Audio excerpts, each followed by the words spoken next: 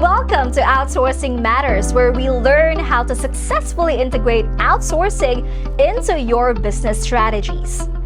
These days, outsourcing offers so many options that it's easy to get confused. So in this video, we'll learn the different types of outsourcing models. But before we get into all that, make sure to subscribe to this channel, hit the bell button, turn the notification on so you won't miss a single upload.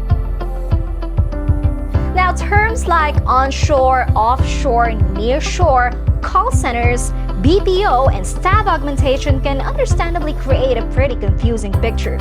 So let's see if we can help clarify some of these things for you today. Outsourcing can be done from many different locations. There are three main references for this, which are onshore, nearshore, and offshore.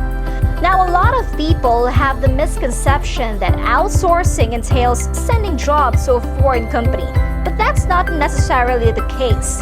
Yes, you can outsource to a foreign company, but you can also outsource to a domestic company just down the road from you. In onshoring, the service provider is based in the same country as you, but at the same time is an external part of your company. This option is very convenient as you won't have to experience any issues with time zones, language, or cultural differences, but it is typically much more expensive.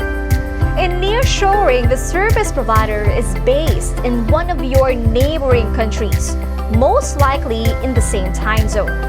This type of outsourcing assumes that the team providing services is based in a different and more distant country. Now, to keep it simple, onshoring for delegating to a local company, offshoring for delegating to a foreign company, and nearshoring for delegating to a company from a nearby country that is likely to share a similar time zone. Many businesses are aware of the concept of offshore staffing, but not all have a full grasp of what it can bring to their tables.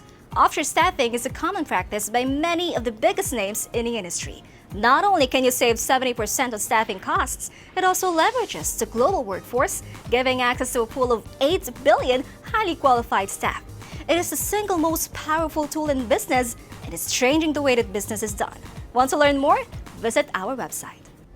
Now let's look at some different operational models in outsourcing. There are three common models which we can look at today: staff augmentation, managed team, and project-based model.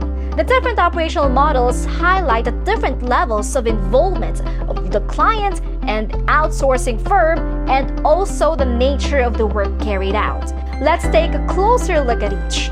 This model is the closest thing to traditional employment. The outsourcing firm provides the staffing required to get the job done. However, they don't typically get involved in the operational activities of those staff.